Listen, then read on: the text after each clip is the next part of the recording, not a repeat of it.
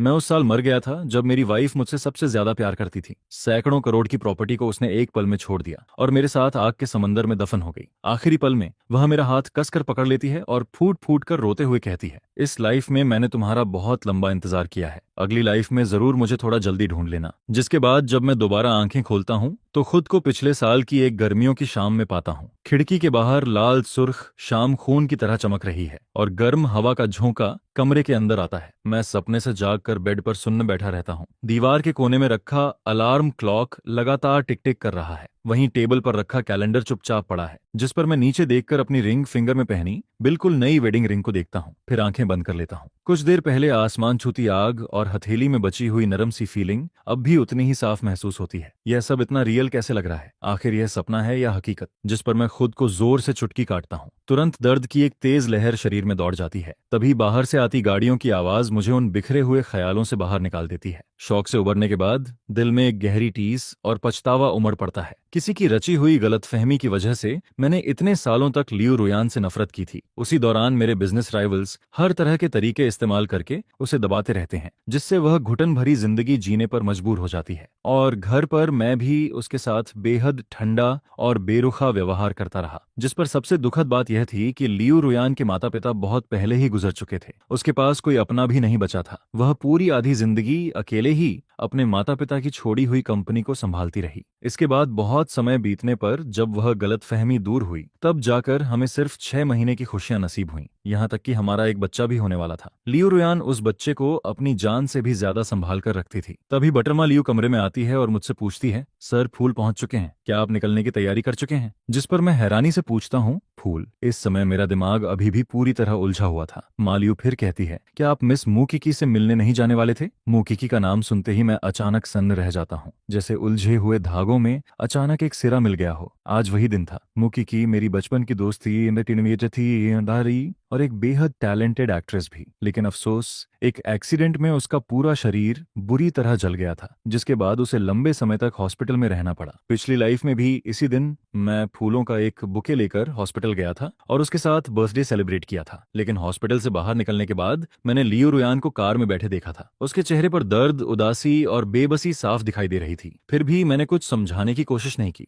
बल्कि उसकी तरफ देखना तक पसंद नहीं किया। जिस पर लियो रुयान मुझे देखते ही जल्दी से कार का दरवाजा खोलकर मेरे पीछे आती है। मुबाई, आज मेरा बर्थडे है। उसकी आवाज में उम्मीद की एक बेहद कमजोर सी किरण छिपी हुई थी। मैं रुककर उसकी तरफ ठंडे भाव से देखता हूँ और कहता हूँ, तो? जिस पर लियो रुयान अपनी साफ आंखों से मुझे देखती रहती है, लेकिन कुछ नहीं कह पाती। फिर मैं कहता हूँ, आज मुक्किकी का भी बर्थडे है। सिर्फ मुझसे शादी करने के लिए तुमने किसी भी हद तक जाना मंजूर कर लिया। तुमने उसका चेहरा बर्बाद कर दिया और उसका फ्यूचर खत्म कर दिया। अब और क्या चाहती हो? यह सुनकर लियो रुयान होंठ खोलती है और बेबस होकर समझाने की कोशिश करती है। वह सिर्फ एक एक्सीडेंट था। जिस पर मैं ठंडी हंसी हंस देता हूँ। अगर उस दिन तुमने उसे इनवाइट नहीं किया होता तो आज वह हॉस्पिटल में नहीं होती। बताओ, मैं इसे एक्सीडेंट कैसे मान लूं? लियो रुयान काफी देर तक चुप रहती है, फिर आखिरकार सिर्फ एक शब्द कहती है, सॉरी। और उसी दिन से मेरे और लियो रुयान के रिश्ते लगातार बिगड़ते चले गए। हमारे बीच एक लंबी कोल्ड वॉर शुरू हो गई, जो दर्द और कड़वाहट से भरी हुई थी। लेकिन बहुत बाद में मुझे पता चला कि वह एक्सीडेंट, जिसे लियो रुयान भी एक हादसा ही समझती थी, असल में किसी और की साजिश थी। किसी ने जानबूझकर हम दोनों को अलग करने के लिए ये सब प्लान किया था। जिस पर मैं अचानक होश में आता हूँ, जल्दी से जैकेट पहनता हूँ और कार में बैठ जाता हूँ, क्योंकि मुझे एहसास हो चुका था कि यह 5 साल पहले का समय है और अभी भी सब कुछ बदलने का मौका बाकी है। ड्राइवर कार को ट्रैफिक में आगे बढ़ाता है। हॉस्पिटल जाने वाली सड़क पूरी तरह जाम थी। जिस पर वह कहता है, सर क्यों ना आप मिस म्यू को कॉल करके थोड़ा इंतजार करने के लिए कह दें। मैं खिड़की के बाहर बदलती हुई ट्रैफिक लाइट्स को देखता हूँ और अचानक अपना फैसला बदल देता हूँ। हॉस्पिटल नहीं, कंपनी चलो। सच कहूँ तो लियो रुयान की कंपनी के बारे में मुझे ज्यादा कुछ पता नहीं था। जवान उम्र में उससे नफरत करने की वजह से मैं कभी वहां गया ही नहीं, जिसकी वजह से इस समय ऑफिस बिल्डिंग के नीचे खड़े होकर मैं खुद भी थोड़ा कंफ्यूज था। आखिर उसकी ऑफिस बिल्डिंग कौन सी है? आसपास से गुजरने वाले लोग मुझे उत्सुकता से देख रहे थे। आखिर मैं एक बड़ा सा बुके पकड़े, साफ सुथरे कपड़ों में किसी कॉलेज स्टूडेंट की तरह दिख रहा था, जो कन्फेशन करने आया हो। जिस पर मैं झेंपते हुए फोन निकालता हूँ और लियो रुयान का कॉन्टैक्ट खोलता हूँ। उसका नाम पूरा का पूरा सेफ था, यहाँ तक कि वह मेरी इमरजेंसी कॉन्टैक्ट तक नहीं थी। फिर मैं कॉल बटन दबा देता हूँ। मुझे लगा था कि काफी देर तक इंतजार करना पड़ेगा, लेकिन सिर्फ 2 रिंग के बाद ही दूसरी तरफ से कॉल उठ जाती है। फोन के अंदर से उसकी जानी पहचानी आवाज सुनाई देती है। कोई काम था? उसकी आवाज दोबारा सुनते ही मेरी आंखें भर आती हैं और मेरी आवाज भी अनजाने में भारी हो जाती है। लियो रुयान, तुम्हारा ऑफिस कहाँ है? मुझे नहीं मिल रहा। दूसरी तरफ शायद मीटिंग चल रही थी, जिस पर वह कुछ पल के लिए रुकती है और फिर कहती है,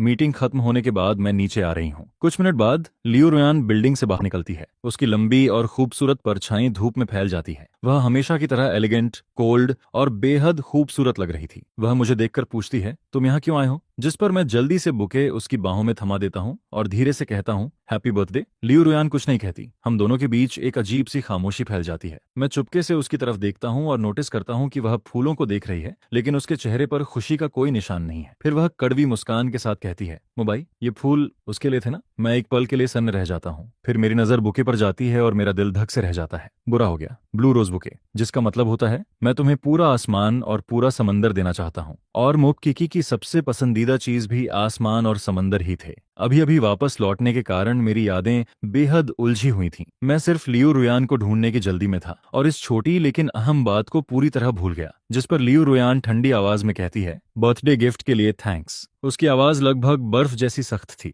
फिर वह कहती है, देर हो रही है, ड्राइवर तुम्हें घर छोड़ देगा। इतना कहकर वह मुड़कर जाने लगती है, लेकिन मैं तुरंत उसका हाथ पकड़ लेता हूँ। रुको। लियू रुयान भी शायद इस हरकत की उम्मीद नहीं कर रही थी। उसका संतुलन बिगड़ जाता है और वह सीधे मेरी बाहों में गिर जाती है। उसका नरम शरीर और हल्की सी खुशबू मेरे बेहद करीब आ जाती है, जिस पर वह जल्दी से खुद को संभाल कर अलग होती है। फिर मेरी उंगली में पहनी वेडिंग रिंग को घूरती रहती है। काफी देर तक चुप रहने के बाद भी मैं दांत भींच कर कहता हूँ, लियू रुयान, मैं घर नहीं जाऊंगा। उसके चेहरे पर मुश्किल भरे भाव उभर आते हैं। मुबाई, इस बार तुम मुझे किस तरह तकलीफ देने वाले हो? उसका यह सवाल सुनकर मैं जवाब नहीं दे पाता, क्योंकि मेरी यादों में इस समय हमारी शादी को ज्यादा वक्त नहीं हुआ था और मैं अभी भी उससे नाराज था। हमारे बीच होने वाले लगभग हर झगड़े की शुरुआत मेरी तरफ से होती थी। मैं जानबूझकर सबसे ज्यादा चुभने वाली बातें कहता था, यहाँ तक कि त्योहारों और खास दिनों पर दिए गए गिफ्ट्स भी उसके दिल में और गहरे घाव करने के लिए होते थे। मैं बेशर्मी से उसके पीछे पीछे चलता रहता हूँ। तो फिर ऑनलाइन फूड ऑर्डर कर लेते हैं। मैं तुम्हारे लिए एक लॉन्ग लाइफ नूडल्स मंगवाता हूँ। जिस पर लियू रुयान कुछ नहीं कहती। वह मेरी तरफ देखना तक जरूरी नहीं समझती, लेकिन वह बुके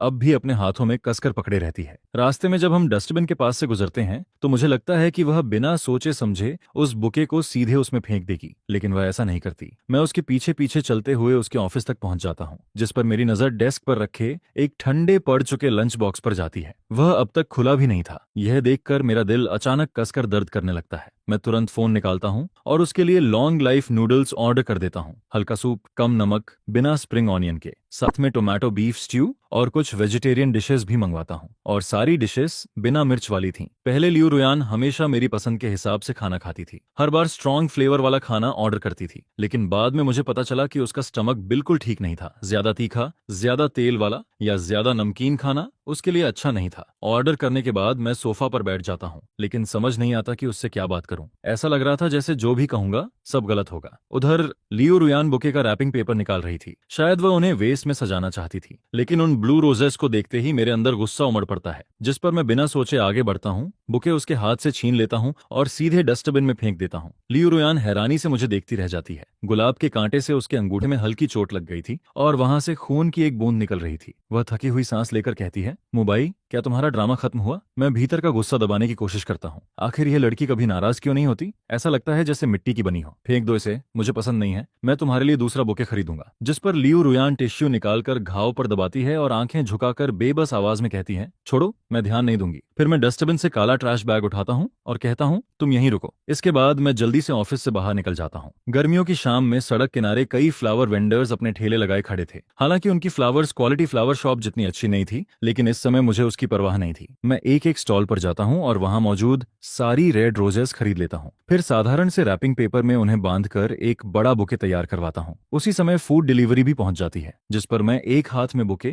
और दूसरे हाथ में फूड बैग्स लेकर सीधे 19वीं मंजिल की तरफ बढ़ जाता हूँ। इस बार ऑफिस पहले से कहीं ज्यादा शांत था। लगता है ओवर टाइम करने वाले कर्मचारी भी जा चुके थे। पूरी फ्लोर में सिर्फ लियू रुयान के ऑफिस की लाइट जल रही थी। मैं धीरे धीरे दरवाजे तक पहुंचता हूँ और उसे खोलकर अंदर चला जाता हूँ। वह फ्लोर टू सीलिंग विंडो के सामने खड़ी थी। उसकी पीठ मेरी तरफ थी। उसकी वह अकेली परछाई देखकर मेरा दिल भर आता है। वह किसी ऐसे स्ट्रे कैट की तरह लग रही थी जिसे दुनिया ने छोड़ दिया हो। तभी मेरे हाथ में पकड़े बुके और फूड बैग्स दरवाजे से टकरा जाते हैं। धड़ाम, तेज आवाज पूरे कमरे में गूंज जाती है, जिस पर लियू रुयान का शरीर अचानक सख्त हो जाता है। वह तुरंत पलटकर देखती है और मुझे देखकर उसकी आंखें फैल जाती हैं। शायद उसे उम्मीद नहीं थी कि मैं वापस आऊंगा। कुछ सेकंड की हैरानी के बाद वह तेजी से मेरी तरफ आती है और बुके संभाल लेती है। मैं राहत की सांस छोड़ता हूँ। माथे पर पसीना पसीना था, लेकिन फिर भी मुस्कुराकर कहता हूँ, यह तुम्हारे लिए है। मैंने सड़क की सारी रेड रोजेस खरीद ली हैं, जिस पर उसके खूबसूरत चेहरे पर उलझन साफ दिखाई देती है। लगता है वर्तमान वाली लियो रुयान अब भी मेरी इस बदली हुई हरकत की आदी नहीं हुई थी। शायद उसे अभी भी मेरी डांट और तानों की ज्यादा आदत थी। जब मैंने देखा कि वह फिर से वही ठंडा लंच बॉक्स खाने वाली है, तो मैं अचानक आवाज लगाता हूँ, आह,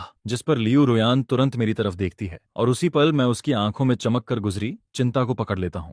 मैं सोफा पर पीछे टिक जाता हूँ और थोड़ा चिढ़कर कहता हूँ, क्या तुम खुद का ख्याल नहीं रख सकती? इतना बड़ा बीफ पीस पड़ा है, दिखाई नहीं देता? सब्जियां भी नहीं खाती, इतनी बड़ी हो गई हो और अब भी चूसी ईटर बनी हुई हो, और ये नूडल्स खाओ, क्या मैं इन्हें सिर्फ सजावट के लिए लाया हूँ? इसके बाद पूरे आधे घंटे तक ऑफिस में मेरी लगातार चलती हुई बकबक गूंजती रहती है। ये भी खाओ, वह भी खत्म करो, इतना कम क्यों खा रही हो? वेजिटेबल्स खत्म करो, सूप भी पी लो। मेरे लगातार तंग करने के बाद आखिरकार वह गर्मा गर्म नूडल्स का पूरा बाउल खत्म कर देती है। मुझे डर था कि वह अभी भी भूखी होगी, जिस पर मैं 2 छोटे रोल भी उसके सामने रख देता हूँ और अपना एक टार्ट भी उसे दे देता हूँ। मैं इतना बोल चुका था कि मेरा गला तक सूख गया। तभी अचानक मेरे सामने एक ग्लास वाटर आकर रुकता है। मैं सिर उठाकर देखता हूँ, लियो रुयान मुझे चुपचाप देख रही थी। पहले पानी पी लो, फिर डांटना। यह सुनकर मैं हल्का सा मुस्कुरा देता हूँ। इस समय उसके चेहरे के भाव पहले से काफी नरम हो चुके थे। हालांकि उसकी आंखें अब भी शांत थीं, लेकिन उनमें पहले जैसी ठंडी सावधानी नहीं बची थी। मैं उसे गले लगाने की इच्छा को बड़ी मुश्किल से रोकता हूँ, फिर धीरे से कहता हूँ, लियो रुयान, आगे से हम दोनों अच्छे से रहेंगे, ठीक है? यह सुनकर वह कुछ पल के लिए चुप हो जाती है। उसकी आंखें गहरी हो जाती हैं, लेकिन वह मेरे सवाल का जवाब नहीं देती, बस चुपचाप बोल और चॉपस्टिक समेटने लगती है। कुछ देर बाद वह कहती है, जैकेट पहन लो। मैं ड्राइवर से कहती हूँ कि वह तुम्हें घर छोड़ दे, जिस पर मैं तुरंत बोल पड़ता हूँ, लेकिन मैं तो अभी आया हूँ। मैं थोड़ा और रुकना चाहता था, लेकिन वह जल्दी से दरवाजा खोलकर बाहर निकल जाती है, जैसे किसी चीज से भाग रही हो। असल में थोड़ा सा कचरा फेंकने के लिए किसी सीईओ को खुद जाने की जरूरत नहीं थी, जिस पर मैं मन ही मन निराश हो जाता हूँ। झूठ नहीं बोलूंगा, एक बार रीबर्थ लेने के बाद भी इस औरत को मनाना इतना मुश्किल होगा, मैंने कभी नहीं सोचा था। मैं सोफा पर बैठकर अगली स्ट्रैटेजी के बारे में सोचने लगता हूँ। सीधे जाकर हक करूं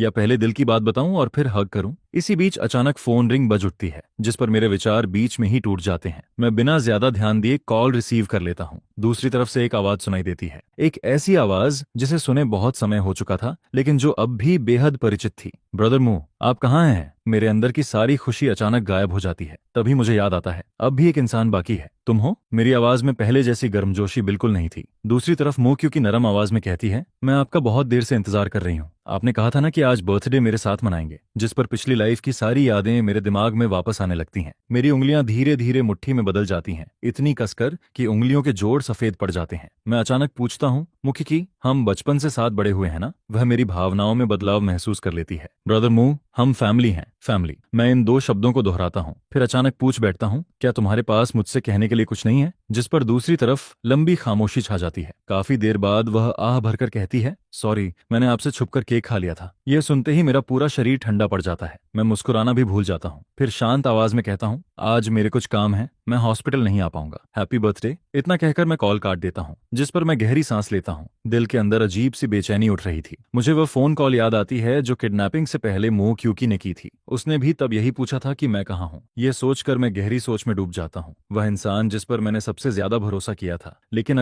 अगर शुरू से ही वह एक्सप्लोजन किसी जान पहचान वाले ने करवाया हो तो? इसी सोच में डूबा हुआ मैं सिर उठाता हूँ और देखता हूँ कि लियो रुयान दरवाजे पर खड़ी है। उसका आधा चेहरा अंधेरे में छिपा हुआ था, जिसकी वजह से उसके चेहरे के भाव साफ दिखाई नहीं देते। मैं कुछ देर हिचकिचाता हूँ, फिर पूछता हूँ, तुमने सब सुन लिया? जिस पर उसकी आवाज सुनाई देती है, शांत, बहुत ज्यादा शांत, जैसे उसने अपने सारे जज्बात दबा दिए हों। कार नीचे इंतजार कर रही है। मुझे अचानक पिछली लाइफ की उसकी बात याद आ जाती है। उसने एक बार कहा था कि जब भी मैं उसके साथ थोड़ा अच्छा व्यवहार करता था, उसके बाद उसे उससे भी ज्यादा दर्द सहना पड़ता था, जिसकी वजह से उसने कभी किसी उम्मीद को अपने दिल में जगह देना ही छोड़ दिया था। और वह तो पहले ही अपने मन को तैयार कर चुकी थी कि मैं किसी भी वक्त उसे छोड़कर चला जाऊंगा। जिस पर अब उसकी कही हुई ये बातें मेरे दिल में सीधे चाकू की तरह उतर जाती हैं। इतना दर्द होता है कि सांस लेना तक मुश्किल लगने लगता है। पिछली लाइफ में इसी दिन जब मैं घर पर नहीं था, तो उसके बर्थडे डिनर में सिर्फ एक ठंडा पड़ा लंच बॉक्स था। कोई भी उसे बर्थडे विश तक नहीं करता। इसी वजह से वह हॉस्पिटल के बाहर मेरा इंतजार करने गई थी। लियो रुयान बस मुझसे एक हैप्पी बर्थडे सुनना चाहती थी, लेकिन मैंने उसे उल्टा कह दिया था कि मेरे मामलों में दखल मत दो और जितना हो सके मुझसे दूर रहो।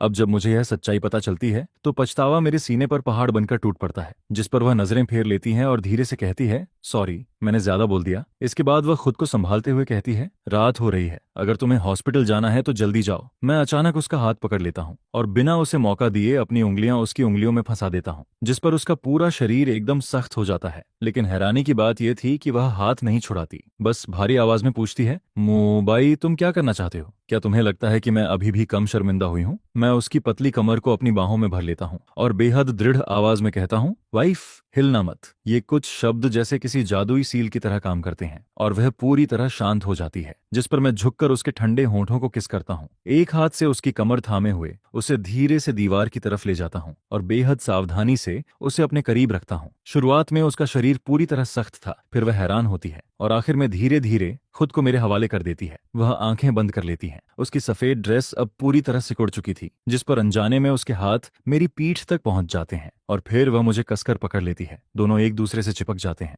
ऊपर जलती हुई लाइट कभी जलती है कभी बुझती है। बाकी की कहानी पेड कंटेंट है, तो उसे मैं आपकी तरफ से देख लेता हूँ। इसके बाद रीबर्थ के बाद से दिमाग में घूम रही सारी बातें फिर से सामने आने लगती हैं।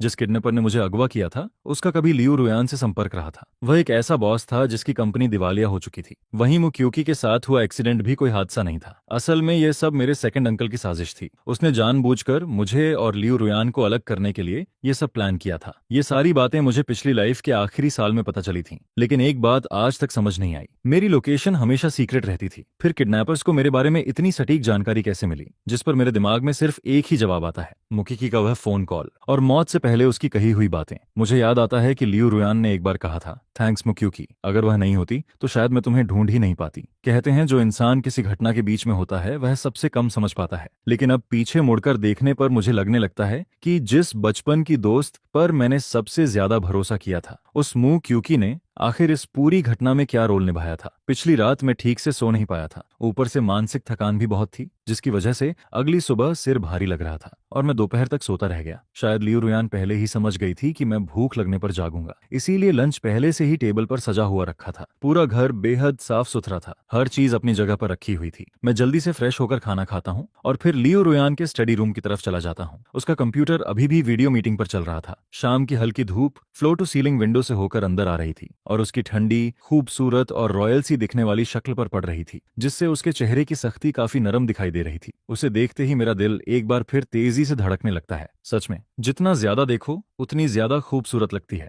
लियू रुयान की ऑब्जर्वेशन स्किल हमेशा से बहुत तेज रही थी, जिस पर जैसे ही मैं दरवाजा खोलता हूँ वह तुरंत मेरी तरफ देख लेती है। लेकिन मुझे इस तरह तैयार देखकर वह कुछ पल के लिए सन्न रह जाती है। मैं हल्की खांसी करके अपनी झिझक छिपाने की कोशिश करता हूँ, फिर उसके सामने जाकर बैठ जाता हूँ। इसी दौरान मैं फोन खोलता हूँ और देखता हूँ कि मुकीकी की 5 मिस्ड कॉल्स पड़ी हुई हैं। साथ ही कई मैसेजेस भी आए हुए थे, सभी कल रात के थे। शायद उस समय मैं आधी नींद में था, इसलिए फोन रिंग सुनकर भी नहीं जागा, जिस पर अचानक मुझे एहसास होता है कि मैं काफी देर से लियू रुयान को घूर रहा हूँ, लेकिन वह पूरी तल्लीनता से काम कर रही थी, जैसे उसे मेरी मौजूदगी का एहसास ही नहीं हो। मैं जानता था कि वह जानबूझकर इग्नोर कर रही है, इसलिए मैं पैर पर पैर चढ़ाकर बैठ जाता हूँ और उसके देखने की रेंज में जानबूझकर पैर हिलाने लगता हूँ। तभी लियू रुयान की आवाज अचानक रुक जाती है। कुछ सेकंड चुप रहने के बाद वह मीटिंग में कहती है, आज के लिए इतना काफी है, और मीटिंग समाप्त कर देती है। इसके बाद वह चेयर पर पीछे टिक जाती है और हल्का सा भौहें सिकोड़ती है। मुबाई, मैं मुस्कुराए बिना नहीं रह पाता। कल रात तक मैं उसके लिए ब्रोदर मुंह था और आज फिर मुबाई बन गया था। मैं जैकेट उठाकर उसके कंधों पर डाल देता हूँ और मुस्कुराकर पूछता हूँ, प्रेसिडेंट लियू, कल रात मेरा फोन रिंग हुआ था क्या? जिस पर लियू रुयान शांत भाव से नजरें झुका लेती है। मुझे नहीं पता। मैं डेस्क के ऊपर झुककर उसकी ठोड़ी हल्के से ऊपर उठाता हूँ। वह चाहे कितनी भी मैच्योर क्यों न लगे, मेरी नजरों में वह अभी भी एक यंग गर्ल ही थी। जिस पर वह धीरे से कहती है, मुबाई, अभी वर्किंग आवर्स हैं। अगर उसकी सांसें थोड़ी बिखरी हुई ना होती तो मैं सच में सोच लेता कि उसे किसी भी चीज से फर्क नहीं पड़ता। मैं उसके होंठों पर हल्का किस करता हूँ और मुस्कुराकर पूछता हूँ, और चाहिए? वह कुछ देर चुप रहती है, फिर ईमानदारी से जवाब देती है, चाहिए। जिस पर मैं फिर एक किस दे देता हूँ। मैं बगल वाले कमरे में इंतजार करता हूँ। काम खत्म होने के बाद साथ घर चलेंगे। अपने कमरे में लौटने के बाद मुझे फिर मुक्कीकी का कॉल आता है, ब्रदर मो। दूसरी तरफ उसकी आवाज बेहद भारी थी। लग रहा था जैसे वह पूरी रात सोई ना हो। मैं थोड़ा हैरान होकर पूछता हूँ, क्या हुआ? जिस पर वह धीमी आवाज में कहती है, मैंने कमबैक छोड़ दिया है। अगर मैं कभी रिकवर नहीं हुई तो मैं बाकी की जिंदगी शांति से जीना चाहती हूँ। मैं भौहें सिकोड़ लेता हूँ और ठंडी आवाज में जवाब देता हूँ, हम दोनों के बीच बहुत पहले ही सब खत्म हो चुका है और मैं अब शादीशुदा हूँ। यह सुनकर वह तुरंत पूछती है, तो मेरा क्या? फिर वह दुखी आवाज में कहती है, हमारे वादों का क्या इसलिए क्योंकि मेरा चेहरा खराब हो गया है अब तुम मुझे पसंद नहीं करते? मैं कुछ पल चुप रह जाता हूँ, फिर धीरे से कहता हूँ, उस वक्त तुमने कहा था कि ब्रेकअप ही सही फैसला है। नई कंपनी तुम्हें सपोर्ट कर रही थी, इसलिए तुम्हारा करियर आगे बढ़ सकता था। लेकिन मुत्किकी अब भी हार मानने को तैयार नहीं थी। उसकी आवाज नरम पड़ जाती है, लेकिन ब्रदर मो, आपने कहा था कि आप मेरा इंतजार करेंगे। जिस पर मैं लंबी सांस लेकर पूछता हूँ, और मुझे कितना इंतजार करना चाहिए था? तुम्हारे पास बहुत मौके थे, लेकिन तुमने हमेशा मुझे इंतजार करने दिया। फिर मेरी यादें अतीत में लौट जाती हैं। सेकंड अंकल अपने फायदे के लिए किसी भी हद तक जा सकता था। मेरे माता पिता तो बचपन में ही मुझे मूर फैमिली के पास छोड़कर विदेश चले गए थे और वहां नई फैमिली बसा ली थी। मेरे लिए मैं सिर्फ मूव फैमिली का एक चेस पीस था। उधर मुंह की लगातार फिल्म इंडस्ट्री में सक्सेस हासिल कर रही थी और इधर मैं सेकंड अंकल के दबाव में पूरी तरह टूटता जा रहा था। उस रात मैंने उसे पूरी रात कॉल किया था, लेकिन उसने एक भी कॉल रिसीव नहीं की। अगले दिन जब मैंने स्क्रीन पर उसका फर्स्ट किस सीन देखा, तब मेरा दिल पूरी तरह टूट गया और आखिरकार मैंने सेकंड अंकल की शर्त मान ली। तभी फोन के दूसरी तरफ से मोकी की पूछती है, क्या तुम लियो रुयान से प्यार करने लगे हो? इस बार मैं बिना एक पल गंवाए जवाब देता हूँ, हाँ हाँ। इसके बाद मोकिकी ने मुझे मैसेज भेजना लगभग बंद कर दिया, लेकिन मेरे दिमाग में एक और बात लगातार घूमती रहती है। अगर मुझे पिछली लाइफ के असली कातिल तक पहुंचना है तो मुझे लियो रुयान की मदद चाहिए होगी, लेकिन उससे पहले मुझे उसे यह यकीन दिलाना होगा कि मैं सच में रीबर्थ लेकर वापस आया हूं। और ऐसा भी नहीं होना चाहिए कि वह मुझे सीधे मेंटल हॉस्पिटल भिजवा दे, जिस पर मैं उसके सामने टेबल पर झुककर लेट जाता हूं और बड़े जोश के साथ एक रीबर्थ नॉवेल की कहानी सुनाने लगता हूं। यह इस महीने की तीसरी रीबर्थ नॉवेल थी जो मैं उसे पढ़कर सुना रहा था। लियो रुयान बड़ी ध्यान से मेरी बात सुन रही थी, जिस पर वह अचानक कहती है, अगर तुम्हें यह स्टोरी पसंद है तो मैं इसमें इन्वेस्टमेंट करके इसे ड्रामा सीरीज में अडेप्ट करवा सकती हूँ। मैं तुरंत सिर हिलाकर कहता हूँ, मुद्दा ये नहीं है कि मुझे पसंद है या नहीं, मुद्दा यह है कि तुम्हें पसंद है या नहीं। जिस पर वह मेरी तरफ देखती है, फिर मेरी शर्ट पर नजर डालती है जो अब तक काफी सिकुड़ चुकी थी, और हल्की सी सांस छोड़कर कहती है, तुम्हें जो पसंद है वही मुझे भी पसंद है। हाल के दिनों में मेरा और लियो रुयान का रिश्ता पहले से काफी बेहतर हो चुका था। वह मुझे बहुत ज्यादा पैम्पर करती थी, लगभग मेरी हर बात मान लेती थी, लेकिन फिर भी हमारे बीच कोई अदृश्य दीवार मौजूद थी जो पूरी तरह टूट नहीं रही थी। जिस पर मैं चेयर खिसकाकर उसके और करीब आ जाता हूँ, फिर गंभीर चेहरे के साथ उसके सामने बैठ जाता हूँ। लियो रुयान, मुझे लगता है अब समय आ गया है कि मैं तुम्हें सच बता दूं। यह सुनकर वह चॉपस्टिक्स नीचे रख देती है और पूरी गंभीरता से मेरी तरफ देखने लगती है। मैं बेहद गंभीर चेहरे के साथ कहता हूँ, असल में मैं भी रीबर्थ लेकर वापस आया हूँ। इसके बाद पूरे कमरे में सन्नाटा छा जाता है। लियो रुयान हल्का सा भौं उठाती है, उसके होंठ कसकर भींच जाते हैं। स्पष्ट था कि उसे हंसी आ रही थी, जिस पर मैं तुरंत उसकी तरफ उंगली करके कहता हूँ, देखा, तुम यकीन नहीं कर रही। उसके होंठों के कोने ऊपर उठते हैं, लेकिन वह बड़ी मुश्किल से अपनी हंसी रोककर कहती है, मैं यकीन करती हूँ। जिस पर मैं एक ही सांस में पिछली लाइफ की सारी बातें बताना शुरू कर देता हूँ। शुरुआत में वह ऐसे सुन रही थी जैसे कोई बच्चा फेयरी टेल सुना रहा हो। उसे लगता था कि यह शायद कोई नया मजाक है, लेकिन धीरे धीरे उसकी भौहें सिकुड़ने लगती हैं। मैं आगे कहता हूँ, जिस आदमी ने मुझे मारा था उसका सरनेम फेंक था। बाद में वह शायद तुम्हारी कंपनी का एम्प्लॉय बनता है और फिर अपनी कंपनी शुरू करता है। हालांकि अभी तो यह पिछले साल की बात है, इसलिए मुझे नहीं पता कि वह इस समय कहाँ है। और हाँ, मेरे सेकंड अंकल का भी इसमें हाथ था। आगे चलकर हमें उससे भी सावधान रहना होगा। लेकिन मेरी बात पूरी भी नहीं होती, तभी एक तेज फोन रिंग पूरे कमरे में गूंज उठती है, जिस पर मैं और लियो रुयान दोनों एक साथ फोन स्क्रीन की तरफ देखते हैं। मेरी लापरवाही की वजह से मुंह क्यूकी का कॉन्टैक्ट नेम अब तक नहीं बदला गया था, जिसे देखते ही लियो रुयान के चेहरे के सारे भाव गायब हो जाते हैं और वह फिर से अपनी पुरानी ठंडी मुद्रा में लौट आती है। वह खड़ी होती है और प्लेट उठाकर कहती है, मैं बर्तन धोने जा रही हूँ। वही एहसास फिर लौट आता है, जैसे वह मुझसे बच रही हो या फिर किसी चीज से डर रही हो। मैं दांत भींचता हूँ, फोन उठाता हूँ और उसके पीछे पीछे किचन में चला जाता हूँ।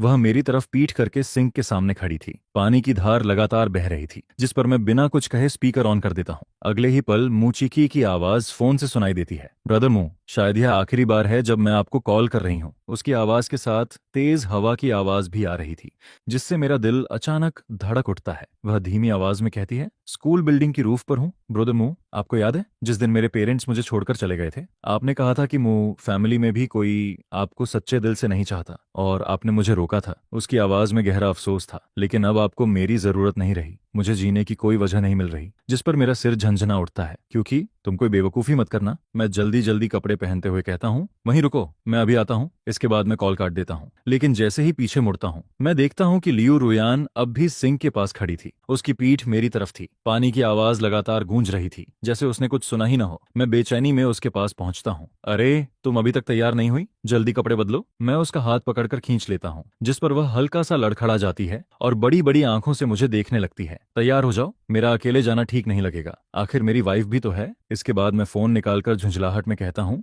मैं पुलिस को कॉल कर रहा हूँ। यह मुकी की बिना स्टूडेंट्स की इवनिंग स्टडी अभी खत्म भी नहीं हुई। अगर वह इतने लोगों के सामने जंप कर गई तो क्या होगा। कुछ देर बाद लियू रुयान पूरी तरह तैयार होकर दरवाजे पर आ जाती है, जिस पर मैं हैरान होकर कहता हूँ, वाह, तुम तो बहुत जल्दी तैयार हो गई। उधर पुलिस पहले ही मौके पर पहुंच चुकी थी। उन्होंने मुझे कहा कि फिलहाल मुक्यूकी को दोबारा कॉल न करूं। उसे उम्मीद का एक धागा पकड़े रहने देना ज्यादा जरूरी था, ताकि वह कोई खतरनाक कदम न उठाए। इस दौरान स्कूल से स्टूडेंट्स को भी धीरे धीरे बाहर निकाला जा सकता था, जिस पर हम लोग तुरंत मौके की तरफ निकल पड़ते हैं। रूफ पर हवा बहुत तेज चल रही थी। चारों तरफ अजीब सी खामोशी थी। पुलिस मुक्कीकी से लगभग 5 मीटर दूर खड़ी थी। कोई भी उसके ज्यादा करीब जाने की हिम्मत नहीं कर रहा था, जिस पर पुलिस मुझे रूफ पर ले जाती है। एक ऑफिसर धीरे से कहता है, मिस्टर मू, वो सिर्फ आपसे मिलना चाहती है, कृपया थोड़ा समय निकालिए। रेस्क्यू टीम रास्ते में है। मैं एक बार लियो रुयान की तरफ देखता हूँ। वह पुलिस टेप के बाहर खड़ी थी और चुपचाप मुझे देखकर सिर हिलाती है, जिस पर मैं गहरी सांस लेता हूँ और धीरे धीरे आगे बढ़ता हूँ। मुक्कीकी रूफ के किनारे बैठी आकृति हल्की सी हिलती है और धीरे से पीछे मुड़ती है, जिससे उसका आधा जला हुआ चेहरा दिखाई देता है। ब्रदर मू, आप आ गए। उसे देखते ही मैं कुछ पल के लिए खो जाता हूँ। मुझे एहसास होता है कि उसे देखे हुए कितना समय बीत चुका है। पिछली लाइफ में लियो रुयान के साथ गलतफहमी दूर होने के बाद हम उससे कई बार मिलने गए थे, लेकिन मुक्यूकी हमेशा हमसे दूरी बनाकर रखती थी। शायद जिस इंसान से कोई सालों तक नफरत करता रहे और फिर अचानक पता चले कि वह दोषी ही नहीं था, तो उस नफरत को छोड़ना भी आसान नहीं होता। इसके बाद लियो फैमिली पर कई दुश्मनों का दबाव बढ़ गया था और हालात इतने खराब हो गए थे कि मैं घर से बाहर तक नहीं निकल पाता था। अगर पिछली और वर्तमान दोनों लाइफ जोड़ दूं तो शायद 1 साल से भी ज्यादा समय हो गया था जब मैंने उसे आखिरी बार देखा था। मैं धीरे से कहता हूँ, मुक्कीकी, पहले नीचे आ जाओ। लेकिन वह मेरी बात का जवाब नहीं देती, बस लगातार मुझे देखती रहती है, फिर अचानक मुस्कुराती है। मैं हमेशा सोचती थी कि मैं बाकी लोगों से अलग हूँ, लेकिन लियो रुयान सही कहती थी, मैं बहुत एक्सट्रीम थी। शादी से पहले आपने साफ कहा था कि हम सिर्फ फैमिली रहेंगे, लेकिन मैं और ज्यादा चाहती थी। मैं बहुत लालची थी। उसकी बातें सुनकर मेरे दिमाग में पुरानी यादें लौट आती हैं, जब हम दोनों एक दूसरे का सहारा बनकर बड़े हुए थे। जब उसे गुंडे परेशान करते थे तो मैं उसकी रक्षा करता था, और जब मुझे सेकंड अंकल घर से निकाल देता था तो वही बारिश में मेरे लिए खाना लेकर आती थी और मुझे अपने घर ले जाती थी, जिस पर एक पल के लिए मेरा दिल डगमगा जाता है। क्या वह सच में मेरी मौत की जिम्मेदार हो सकती है? तभी मुक्कीकी मुस्कुराकर कहती है, आपने वादा किया था कि हर साल मेरा बर्थडे मनाएंगे, एक बर्थडे सॉन्ग गा दीजिए, फिर मैं नीचे आ जाऊंगी। मैं धीरे धीरे बर्थडे सॉन्ग गाना शुरू करता हूँ और जैसे जैसे मैं गाता हूँ रूफ पर बहती हवा भी मानो शांत होने लगती है। अंधेरी रात में वह बर्थडे सॉन्ग दूर तक गूंजती रहती है, लेकिन गाते गाते मुझे अचानक कुछ याद आता है। ऐसा लगता है कि मैंने कभी लियो रुयान के लिए बर्थडे सॉन्ग नहीं गाया, जिस पर मैं मन ही मन तय कर लेता हूँ, घर लौटकर उसे जरूर सुनाऊंगा। आखिरकार सॉन्ग खत्म हो जाता है। मुक्कीकी धीरे धीरे खड़ी हो जाती है और दूर से मेरी तरफ देखकर कहती है, थैंक्स, कई साल हो गए आपकी आवाज में यह सॉन्ग सुने हुए, बहुत अच्छा लगा, लेकिन मेरे पास एक आखिरी सवाल है। उसकी आवाज अचानक ऊंची हो जाती है, ब्रदर मू, क्या आप अब भी मुझसे प्यार करते हैं? मैं बहुत देर तक चुप रहता हूँ, फिर धीरे से जवाब देता हूँ, तुम मेरी फैमिली हो। मुक्कीकी की गहरी आंखें अचानक भीड़ की तरफ मुड़ जाती हैं। ऐसा लगता है जैसे उसकी नजर लियो रुयान से मिल गई हो। रूफ पर चलती हवा अब और ठंडी लगने लगती है। मैं एक कदम आगे बढ़ता हूँ और कहता हूँ, मेरे साथ घर चलो, लेकिन मुक्कीकी अपनी नजरें वापस खींच लेती है, फिर मेरी तरफ देखकर मुस्कुराती है, ब्रदर मू, मैं आपसे प्यार करती हूँ। यह कहकर वह दोनों हाथ फैला देती है और अगले ही पल खुद को अंधेरी रात की तरफ छोड़ देती है। उस पल ऐसा लगता है जैसे समय रुक गया हो। मेरे शरीर का सारा खून मानो जम जाता है, जिस पर अगले ही सेकंड में पूरी ताकत से रूफ के किनारे की तरफ दौड़ पड़ता हूँ। लेकिन मैं देर कर चुका था। मैं सिर्फ खाली अंधेरे को देखता रह जाता हूँ। मेरा दिमाग पूरी तरह सुन्न हो जाता है और फिर कहीं नीचे से एक भारी सी आवाज सुनाई देती है। मेरे पैर जवाब दे देते हैं और मैं वहीं घुटनों के बल गिर पड़ता हूँ। मुक्कीकी इस बार सच में चली गई थी। तो क्या इसका मतलब है कि मैंने ही उसे मार दिया? यह सुनकर उसका पूरा शरीर ठंडा पड़ जाता है, उसका दिमाग सुन्न हो जाता है और उसका शरीर लगातार कांपने लगता है, जिस पर अचानक पीछे से 2 गर्म हाथ उसे कसकर गले लगा लेते हैं। वह जानी पहचानी खुशबू इस वक्त किसी लाइफलाइन की तरफ फील होती है, जिस पर लियो न्यूयेन उसे पकड़कर कहती है, वो मरी नहीं है। नीचे मौजूद पुलिस ने पहले ही एयर कुशन लगा दिया था, जिसने उसे बचा लिया। यह सुनकर मैं काफी देर तक आंखें बंद रखता हूँ और धीरे धीरे खुद को संभाल पाता हूँ। लियो न्यूयेन शांत आवाज में कहती है, बस कुछ मामूली खरोंचें आने आई हैं, उसे हॉस्पिटल ले जाया गया है। अगर तुम जाना चाहते हो तो मैं तुम्हें वहां ले चलती हूँ। नहीं, मेरी आवाज भारी हो जाती है, मैं बस तुम्हारे साथ रहना चाहता हूँ। इसके बाद मैं और लियो न्यूयेन वापस कार में आ जाते हैं। खिड़की के बाहर पुलिस धीरे धीरे वहां से हट रही होती है। थोड़ी देर बाद कोई हमें हॉस्पिटल लेकर जाएगा, क्योंकि मूक थात थात का इस दुनिया में कोई अपना नहीं है। जिस पर मैं थकी हुई आवाज में लियो न्यूयेन से कहता हूँ, यहाँ आने से पहले एक आखिरी बात थी जो मैं तुमसे नहीं कह पाया था। मैं उसे बताता हूँ कि मुझे शक है मूक थात थात का भी पिछले जन्म वाली घटना से कुछ न कुछ संबंध है। यह सुनकर लियो न्यूयेन गहरी सांस लेती है और पूछती है, अगर उसका कोई संबंध न हुआ तो? अगर वो सच में बेगुनाह हुई तो तुम उसे चुनोगे या मुझे? जिस पर उसके मुंह से यह सवाल सुनते ही मैं पहली बार सच में राहत की सांस लेता हूँ, क्योंकि लियो न्यूयेन हमेशा खुद को वही इंसान समझती रही है जिसे कभी नहीं चुना जाएगा। मैं गंभीरता से उसकी तरफ देखकर कहता हूँ, बेशक मैं तुम्हें चुनूंगा। तुम्हें याद है जब मूक थात थात ने एंटरटेनमेंट इंडस्ट्री में डेब्यू किया था? उस वक्त मैं उससे पहले ही ब्रेकअप कर चुका था। वह फिल्में कर रही थी, उसकी पॉपुलैरिटी लगातार बढ़ रही थी, और जब मेरी शादी तुमसे हुई तब हमारे ब्रेकअप को 1 साल से भी ज्यादा हो चुका था। मैं मानता हूँ कि शुरुआत में मैं तुमसे नफरत करता था, ठीक वैसे ही जैसे सेकंड अंकल से करता था। मुझे उन लोगों से नफरत थी जो मेरी जिंदगी में बिना इजाजत घुस आते हैं। और उसी समय मूक थात थात इन्वेस्टर के साथ डिनर पर जाते वक्त एक्सीडेंट का शिकार हो गई थी, और कार तुम चला रही थी, इसलिए मैंने तुम्हें भी सेकंड अंकल जैसा ही बेरहम इंसान समझ लिया था। मैं तुमसे इसलिए नफरत नहीं करता था क्योंकि मुझे मूक थात थात से प्यार था। मैं बस ऐसे लोगों को पसंद नहीं करता जो थोड़ी सी नाराजगी में किसी की पूरी जिंदगी बर्बाद कर देते हैं। यह सुनकर लियो न्यूयेन धीरे से मेरा हाथ पकड़ लेती है। मुझे माफ कर दो, सच में गलती मेरी थी। मैंने उस वक्त ठीक से नहीं सोचा। जिस पर मैं उसके माथे को हल्के से चूमते हुए कहता हूँ, नहीं नाथ, नहीं, मैंने पहले ही कहा था कि गलती सेकंड अंकल की थी, तुम्हारी कोई गलती नहीं थी, और अगर कोई तुम्हें दोष देता है तो मैं खुद उससे हिसाब बराबर करूंगा। यह सुनकर वह कुछ देर चुप रहती है, फिर धीरे से कहती है, थैंक यू। मेरी जिंदगी में पहली बार किसी ने मेरा पक्ष लिया है, और वो इंसान तुम हो। जिस पर मुझे और भी ज्यादा अपराध बोध फील होने लगता है। फिर लियो न्यूयेन गंभीर नजरों से मुझे देखकर पूछती है, क्या तुम बता सकते हो कि तुमने मुझे पसंद करना कब शुरू किया था? अंधेरा काफी गहरा होता है, लेकिन मैं फिर भी उसकी आंखों में छिपी भावनाओं को साफ देख पा रहा होता हूँ। जिस पर मैं धीरे धीरे बोलना शुरू करता हूँ, एक बार तुम नशे में घर लौटी थी और गलती से वह स्कार्फ खराब कर दिया था जो मैंने पप्पी के लिए बुना था। आधी रात को तुम जमीन पर बैठकर उसे दोबारा ठीक करने की कोशिश कर रही थी। जब मैंने तुम्हें सोने के लिए कहा तब तुमने जवाब दिया था कि अगर पप्पी के पास स्कार्फ नहीं होगा तो उसे सर्दी लग जाएगी। उसी पल मुझे लगा कि जो इंसान एक पप्पी के ठंड लगने की इतनी फिक्र करता है वह किसी दूसरे इंसान को नुकसान नहीं पहुंचा सकता। लेकिन एक बात अभी भी थी जो मैंने उसे नहीं बताई। उस रात लियो न्यूयेन नींद में बड़बड़ा रही थी। उसने कहा था अनमों को भी ठंड लगती होगी, और संयोग से मैं आधी रात पानी पीने उठा था और मैंने उसकी बात सुन ली थी, जिस पर मेरा दिल उसी पल पिघल गया था। मुझे लगा था कि वह भी बहुत अकेली है, ऐसा इंसान जिसे कभी किसी का प्यार नहीं मिला। यह सुनकर लियो न्यूयेन बड़ी दिलचस्पी से पूछती है, तो क्या हमारे घर में पप्पी भी होगा? मैं हंसते हुए कहता हूँ, 3 साल बाद तुम मुझे बर्थडे गिफ्ट में एक पप्पी देने वाली थी। तुमने कहा था कि तुम बहुत बिजी रहती हो और घर कम आती हो, इसलिए वह मेरा साथी बनेगा। मैं उंगलियों पर हिसाब लगाता हूँ और मुस्कुराता हूँ। अगर गिनूं तो इस वक्त वह शायद किसी घर में बूढ़ा डॉग बन चुका होगा। अभी तक रीइंकार्नेशन भी नहीं हुआ होगा। हमारा पप्पी बहुत स्मार्ट था, जो भी सिखाओ तुरंत सीख जाता था। कभी कभी तो मुझे शक होता था कि शायद उसने मेनपो सूप भी नहीं पी थी। यह कहते कहते मैं अचानक रुक जाता हूँ, जिस पर लियो न्यूयेन भी हैरान होकर मेरी तरफ देखने लगती है। मैं उसका हाथ पकड़कर कहता हूँ, मोक थात थात भी हमारी तरह ही है। मतलब मैं और ज्यादा गंभीर हो जाता हूँ। अभी जब कूदने वाली थी उसने कहा कि उसे कई सालों से मेरा बर्थडे सॉन्ग नहीं सुनने मिला, लेकिन मैंने तो पिछले साल ही उसके लिए बर्थडे सॉन्ग गाया था। यह सुनकर लियो न्यूयेन तुरंत समझ जाती है कि मामला क्या है। आधे घंटे बाद जब हम हॉस्पिटल पहुंचते हैं तो डॉक्टर हमें बताता है कि कोई पहले ही मूक थात थात को वहां से ले जा चुका है, और जब हम ज्यादा जानकारी मांगते हैं तो पेशेंट प्राइवेसी का बहाना बनाकर हमें कुछ भी बताने से मना कर दिया जाता है। जिस पर अब यह मानना मुश्किल हो जाता है कि मूक थात थात का इस मामले से कोई लेना देना नहीं है। वापसी के रास्ते में मैं लगातार एक ही बात सोचता रहता हूँ, तुम्हें क्या लगता है, क्या उसने जानबूझकर छलांग लगाई थी? लियो न्यूयेन हल्की सी मुस्कुराती है। ज्यादा ऊंची बिल्डिंग न हो तो पुलिस हमेशा एयर कुशन तैयार रखती है। अगर मैं उसकी जगह होती तो 100% यकीन के साथ कूदती और बच जाती। मैं उसकी तरफ देखता रहता हूँ। तो तुम्हें क्या लगता है वह ऐसा क्यों कर रही थी? जिस पर वह हल्के से नाक सिकोड़ती है, तुम्हारी सिंपैथी जीतने के लिए, ताकि तुम उसकी तरफ झुक जाओ। यह सुनकर मैं थोड़ा चौंक जाता हूँ, क्योंकि दोनों जन्मों में यह पहली बार था जब लियो न्यूयेन इतनी खुलकर जलन दिखा रही थी। मैं गंभीरता से सिर हिलाता हूँ, जिस पर वह सूखी आवाज में कहती है, समझे, औरतों को औरतें सबसे अच्छी तरह समझती हैं। मैं खिड़की के बाहर गुजरते नजारों को देखता हूँ और गहरी सोच में डूब जाता हूँ। फिर मुझे पिछले जन्म की वह घटना याद आती है जब उसने बिना एक पल गंवाए आग के समुद्र में छलांग लगा दी थी और मुझे कसकर अपनी बाहों में भर लिया था। उस याद के साथ मेरा दिल फिर से दर्द करने लगता है। कई घंटों के सफर के बाद हम घर पहुंचते हैं। तब तक रात काफी हो चुकी होती है।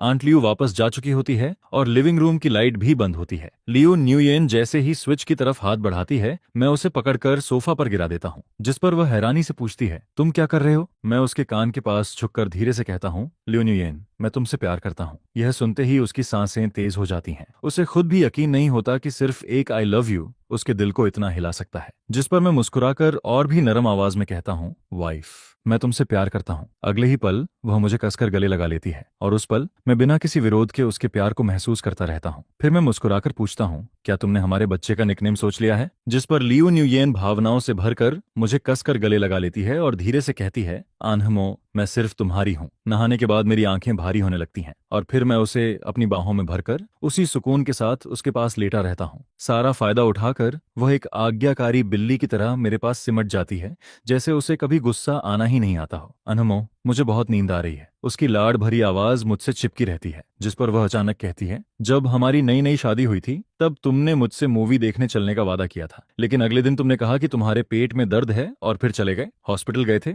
या उससे मिलने गए थे? यह सुनकर मैं कुछ पल के लिए चुप हो जाता हूँ। मेरे लिए तो वह बहुत पुरानी बात हो चुकी थी। मैं याद करने की कोशिश करता हूँ। उस घटना का मूक थात से कोई लेना देना नहीं था। उस दिन मैं सच में हॉस्पिटल जाकर आईवी ड्रिप लगवा रहा था, लेकिन लियू न्यूयन के लहजे से साफ लग रहा था कि बात कुछ और है, जिस पर मेरी सारी नींद पल भर में गायब हो जाती है। मैं तुरंत उठकर बैठ जाता हूँ। यह देखकर लियू न्यूयन थोड़ा घबरा जाती है। सॉरी, रुको, पहले सॉरी मत बोलो। मैं पैर मोड़कर बैठ जाता हूँ। मैं नाराज नहीं हूँ, बस जानना चाहता हूँ, तुम्हें ऐसा क्यों लगा कि मैं मूक थात से मिलने गया था? अपनी क्षमता के हिसाब से लियू न्यूयेन आसानी से मेरा शेड्यूल पता कर सकती थी। उसे यह भी पता चल जाता कि मैं हॉस्पिटल में भर्ती था और ड्रिप लगवा रहा था, लेकिन उसने कभी जांच नहीं करवाई। जिस पर कुछ देर की चुप्पी के बाद लियू न्यूयेन आखिर सच बता देती है। मैं मूक थात की मोमेंट्स देख सकती थी। हम दोनों एक दूसरे की तरफ देखते हैं और दोनों की आंखों में एक जैसी हैरानी दिखाई देती है, जिस पर लियू न्यूयन अपना फोन निकालकर मुझे दे देती है। मैं जल्दी से मूक थात की प्रोफाइल खोलता हूँ, लेकिन जैसे ही उसकी मोमेंट्स की पोस्ट देखता हूँ, मेरा दिमाग सुन्न पड़ जाता है। 9 अगस्त, आज अनहमो मेरा बर्थडे मनाने वाले हैं। Thank you my love. 1 अक्टूबर, आज फिर अनहमो के हाथ का बना खाना खाने को मिला। स्वाद बिल्कुल पहले जैसा है। मैं पागलों की तरह स्क्रॉल करना शुरू कर देता हूँ। फिर मुझे 6 महीने पुरानी एक पोस्ट दिखाई देती है। मूवी रिलीज हो गई, अब अनहमो का इंतजार है। और वह वही दिन था जब मुझे गैस्ट्रोएंटेराइटिस हुआ था। लेकिन जब मैं अपना फोन खोलता हूँ तो मूक थात की प्रोफाइल पूरी तरह खाली दिखाई देती है। इन पोस्ट को सिर्फ लियू न्यूयेन ही देख सकती थी। असल में शादी के बाद मेरा मूक थात से लगभग कोई कांटेक्ट नहीं था। ज्यादा से ज्यादा हॉस्पिटल का फोन आता था मेडिकल बिल्स भरने के लिए, या फिर डॉक्टर ट्रीटमेंट प्लान बदलने के लिए मुझसे कांटेक्ट करते थे। बस इतना ही। मैं सच में उसे सिर्फ एक पुराने दोस्त की तरह देखता था, लेकिन उसने पीछे से बार बार मेरे सबसे करीब इंसान को चोट पहुंचाई। यह सोचकर मेरा सिर दर्द से फटने लगता है। और तुमने ये सब सच मान लिया? इन पोस्ट्स में मेरी एक भी फोटो नहीं है, जिस पर लियू न्यूयेन मेरे फोन की खाली प्रोफाइल को घूरती रहती है। धीरे धीरे उसकी आंखों में उम्मीद की रोशनी लौटने लगती है। अनमो, मैं विश्वास करने की हिम्मत नहीं कर पाई। वह बार बार ऐप खोलती और बंद करती रहती है, जैसे किसी चीज की पुष्टि करना चाहती हो, या शायद सिर्फ घबराहट में ऐसा कर रही हो। क्योंकि अगर मैंने किसी को जांच के लिए भेजा होता और पता चलता कि तुम सच में उसके साथ सिनेमा हॉल में बैठे हो, तो शायद मैं टूट जाती। इसलिए मैंने जानना ही नहीं चाहा। यह सुनकर मेरा दिल कसकर दर्द करता है। मैं गुस्से और दुख के बीच फंस जाता हूँ। तुमने मुझसे पूछा क्यों नहीं? लेकिन आधी बात कहते कहते मैं खुद रुक जाता हूँ, क्योंकि मुझे जवाब पता था। वह पूछने की हिम्मत ही नहीं कर सकती थी। उस वक्त मैं अक्सर उसे कड़वी बातें सुनाता रहता था और शायद उसे लगता था कि मेरा जवाब उसकी कल्पना से भी ज्यादा बुरा होगा। गलती मेरी थी। मैं अपनी दुखी वाइफ को बाहों में भर लेता हूँ। मेरी आंखें भीगने लगती हैं। सॉरी, आज के बाद मैं तुम पर कभी गुस्सा नहीं करूंगा। जिस पर वह हल्का सा मुस्कुराती है। मैं भी तुमसे कभी नाराज नहीं होंगी। बस इतना मत कहना कि तुम्हें मेरी जरूरत नहीं है। उस रात हमारे बीच की आखिरी दीवार भी टूट जाती है। मुझे तो कभी कभी लगता है कि लियू न्यूयेन में थोड़ा मासोचिस्ट वाला स्वभाव है। एक दिन डांट न पड़े तो जैसे उसे चैन ही नहीं आता। फिर एक शुरुआती ऑटम की सुबह मैं दोबारा गुस्से से फट पड़ता हूँ। लियू न्यूयेन, क्या तुम कंपनी में काम करते करते खुद को खत्म कर देना चाहती हो? क्या चाहती हो कि मैं तुम्हें बेस्ट एम्प्लॉय अवार्ड दे दूं? फोन के दूसरी तरफ से उसकी आकर्षक आवाज सुनाई देती है, लेकिन इस बार आवाज बुरी तरह बैठी हुई होती है। उसकी नाक भी बंद लग रही होती है, जिस पर वह हंसते हुए जवाब देती है, मैं अभी भी संभाल सकती हूँ। लेकिन उसी रात तड़के सुबह उसकी तबीयत अचानक बिगड़ जाती है। उसे तेज बुखार चढ़ जाता है। उसका पूरा शरीर तप रहा होता है। मैं तुरंत फैमिली डॉक्टर को बुलाता हूँ, दवा लिखवाता हूँ, फिर आधा मनाकर आधा जबरदस्ती करके उसे दवा खिलाता हूँ। इसके बाद पूरी रात उसके शरीर पर गीले तौलिए से पानी फेरता रहता हूँ, जब तक सुबह होने के करीब उसका बुखार उतर नहीं जाता। अगली सुबह मैं आंट लियू के लिए हल्का डाइट प्लान लिखकर छोड़ देता हूँ, ताकि लियो न्यूयन उठे तो वही खाना मिले। लेकिन जब मेरी आंख खुलती है तब सुबह के 10 बज चुके होते हैं और वह पहले ही कंपनी जा चुकी होती है। शायद पिछले जन्म की यादों की वजह से मैं उसकी सेफ्टी को लेकर बहुत सेंसिटिव हो चुका था। नाश्ता खत्म करते ही मैं आंट लियो के बनाए सूप का थर्मस उठाता हूँ और जल्दी से उसकी कंपनी पहुंच जाता हूँ, जिस पर सेक्रेटरी मुझे देखते ही घबराकर खड़ी हो जाती है। मैडम लियो अभी ऑफिस में है, फिलहाल किसी से नहीं मिल सकती। कोई बात नहीं, मैं इंतजार कर लेता हूँ। यह कहकर मैं ऑफिस के बाहर सोफा पर बैठ जाता हूँ और फोन चलाने लगता हूँ। कुछ देर बाद अंदर से बातचीत की आवाज आने लगती है, लेकिन लियो न्यूयन की आवाज आज बेहद ठंडी और तेज होती है। इतनी ठंडी कि मैंने पहले कभी नहीं सुनी थी। मैंने तुम्हें मौका दिया था, लेकिन उसे गंवाना तुम्हारी अपनी गलती थी। जिस पर अंदर से एक आदमी गुस्से में चिल्लाता है, मैडम लियो, आपने जानबूझकर मुझे ट्रैप किया है। लियो न्यूयन ठंडी हंसी हंसती है, तो क्या हुआ? तुम ऐसा करके गलत कर रही हो। मैं बिजनेस करती हूँ, मैं सिर्फ प्रॉफिट देखती हूँ, किसी के साथ न्याय अन्याय की बहस नहीं करती। मैं ठुड्डी पर हाथ रखकर मजे से सुनता रहता हूँ और दूसरी तरफ सेक्रेटरी का चेहरा डर से सफेद पड़ चुका होता है। तभी ऑफिस का दरवाजा जोर से खुलता है। एक मिडिल एज्ड आदमी गुस्से में बाहर निकलता है, लेकिन बाहर निकलते वक्त उसकी नजर मुझ पर पड़ जाती है, जिस पर मैं एकदम जम जाता हूँ, क्योंकि वह फोंग बॉस था, वही इंसान जिसने पिछले जन्म में मुझे चाकू मारकर गंभीर रूप से घायल किया था। क्या लियो न्यूयन ने पहले ही अपनी चाल चलनी शुरू कर दी थी? वह सच में एक्शन लेने वालों में से थी। जिस पर सेक्रेटरी जल्दी से ऊंची आवाज में बोलती है, मैडम लियो, आपके हस्बैंड आ रहे हैं। मैं भी होश में लौट आता हूँ, फिर लंच बॉक्स उठाकर अंदर चला जाता हूँ। लियो न्यूयन खिड़की के पास बैठी होती है, सफेद शर्ट में। वह हमेशा की तरह बेहद खूबसूरत लग रही होती है। मुझे देखते ही वह नरम मुस्कान देती है। आज दोपहर घर चलोगे? मैं लंच बॉक्स मेज पर रखता हूँ और उसके सामने बैठ जाता हूँ। अभी जो आदमी गया वही इंसान है जिसने पिछले जन्म में मुझ पर हमला किया था। यह सुनते ही उसकी खूबसूरत आंखों में बर्फ जैसी ठंडक उतर आती है। उसे मेरे ऊपर छोड़ दो, यह कहकर वह सिर झुकाकर चुपचाप खाना खाने लगती है। समय बिल्कुल सही था, सूप अभी भी गर्म था और हमेशा की तरह उसका खाने का तरीका भी बेहद सलीकेदार था। उसे देखते रहना ही मन को सुकून देता था। 2 जन्मों तक उलझे रहने के बाद मुझे अब जाकर पहली बार प्यार में होने का एहसास हो रहा था। समय तेजी से गुजरता है और देखते ही देखते लेट ऑटन आ जाता है। मूक ठात जैसे पूरी तरह हमारी जिंदगी से गायब हो चुकी होती है।